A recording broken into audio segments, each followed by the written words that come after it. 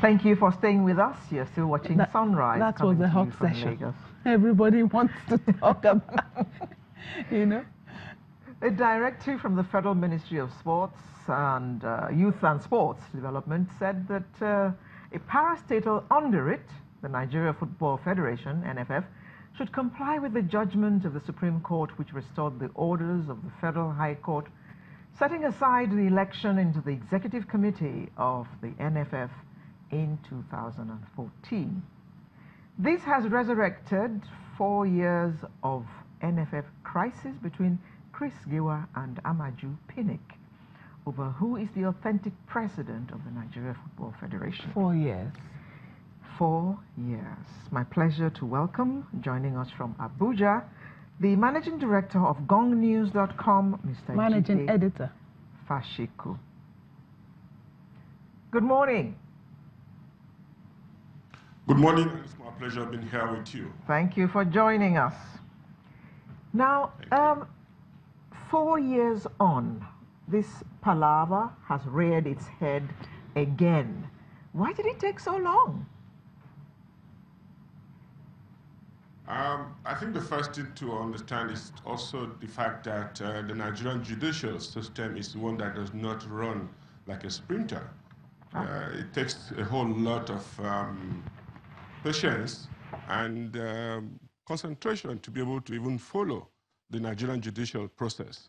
So essentially, I think I will say that the Nigerian judicial system has been the factor for why it has taken this long, for that matter, to have gotten to where it is today.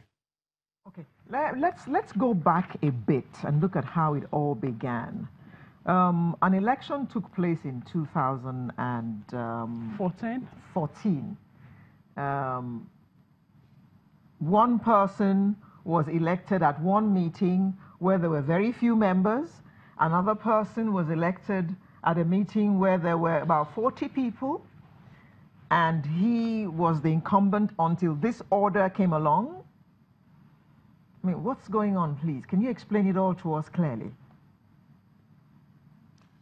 First of all, I think it's important that our viewers understand the fact, too, that the whole crisis actually has a root in the election that removed Alhaji Ibrahim Galadima in 2006 in Kano, where after Galadima was elected, some persons did not like his face and decided to do another election within 1 week in Abuja. And ever since then, we have had this crisis of confidence in Nigerian football.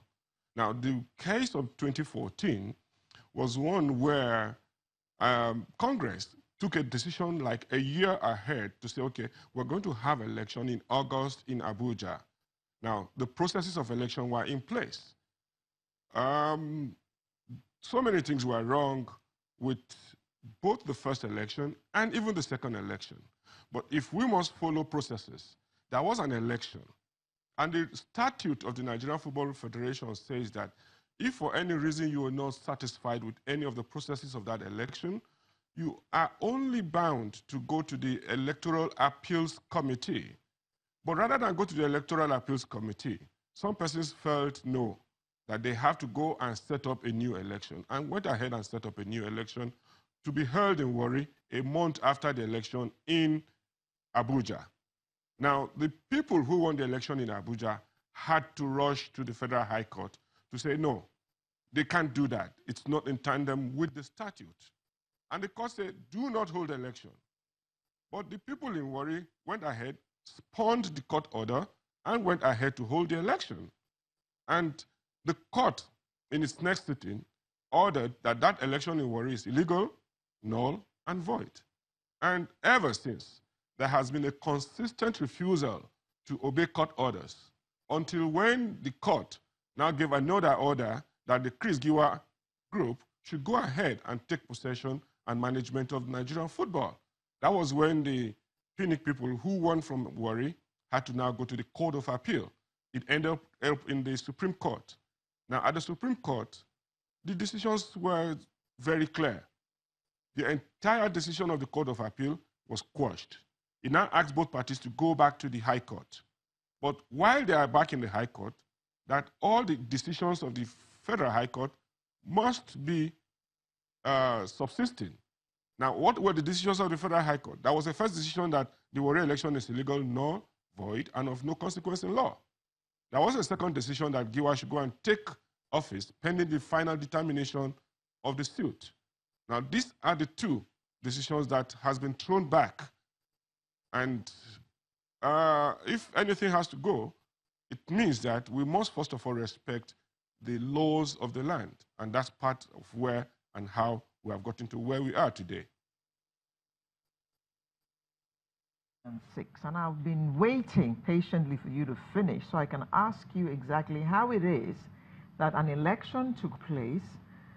Somebody was elected, Mr. Galadima, you know, and then a week later, another election was held.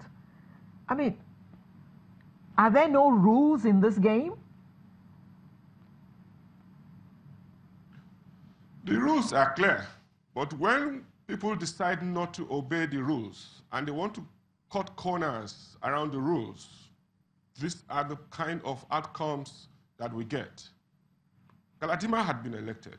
But again, of all this, FIFA has always been the biggest culprit because some persons will now go ahead, lobby, and get the FIFA officials on their side. Because FIFA was in Kano, where Galadima's election took place. It was free and fair. It was concluded. The next thing, the same FIFA officials that were in Kano were mobilized to come to Abuja to do the next election. The following and week. that was where Sani Abdullahi Lulu was now elected to replace Galadima. If Galadima was such a troublesome person or somebody who feels he can really go through the whole process of what Giwa has gone through, we would most likely have gone through this same process we are going through now from that 2006. But again, question is, do we really need anybody to guide us or to even prod us in following the rules that we have all agreed to follow? No. And it is because we refuse to obey our own statutes. That is why we continue to have all this crisis. The same crisis took Lulu out and brought Megari. When Megari was to be removed, he was also removed in a manner that did not follow the rules of engagement of the same NFF statute. When Galadima, when Megari was forcefully removed from office, and we were now going to do another election, even the Warri election, Chief Taiwo Kujobi was made not to be able to participate according to the rules. Shehu Diko was not even allowed to get to Warri such that he can even contest. All these are all circumvention of the statute of the Nigerian Football Federation. If those statutes were followed religiously, we would not be in the position that we are in now. Okay, let me bring in the editor of Sports Compass, Dr. Shotiminu. He's on the line to our studios now. Thank you for joining us. From the days of Galadima to Sonny Lulu to Aminu Megari, what really is wrong? Now we're slugging it out between Amaju Pinnick and Chris Giwa. What is the problem with NFF? Well, it has been a systemic, problem. Nigerian sports, especially football, the administration, the transition from one administration to the other has been a systemic, problem. And I think by now, we should find a way of putting a lasting solution, giving a lasting solution to the whole, situation. It has been like that. There's always a belief, just like, we had in Oyo State, that no governor serves, twice. No governor serves twice. And they believe that in the Nigerian Football Federation, the same thing happens. You only come once and go away. But this time around, Nigerians are saying, it cannot always be the same thing. When it is the year for election, there's always a brouhaha. There's always fake allegations from either the sports ministry, accusing the administrators in charge of financial misappropriation. And they will say, oh, EFCC must take charge. In all, if you look at the same thing happened to Galadima, he was wrongly accused. The same thing happened to Lulu, was wrongly accused. Galadima, Aminu Magari also, Then they are bringing these false allegations also, and shamelessly against Amaju Phoenix. So there must be a brouhaha, but we are tired of that. We went to the World Cup, we saw the new order in how football should be run across the world. So we want to emulate. We want that to happen in Nigeria, and it's going to be better for everybody. Mr. Shotimenu, what, in your opinion, is the real problem? Just so we are not treating or trying to treat the symptoms, we want to get to the root. What is the problem? Well, just like I said, every sports minister in charge wants to install somebody, is going to control. Wants somebody, who could actually manipulate when it comes to the issue of finances, when it comes to appointments, employment of staff, other coaches here and there. But there should be a stop to it. And this is what we are preaching now. We cannot continue like this. We cannot continue like this. And everywhere they will say, oh, Nigerian factor. What is Nigerian factor? Must Nigerian factor be something that is not palatable? Must it be something that is not good? So the way forward for me, just like the FIFA says, just like FIFA is saying already, you are running this federation in line with the statutes of the World Football Federation. And once you agree to that, you must abide by it.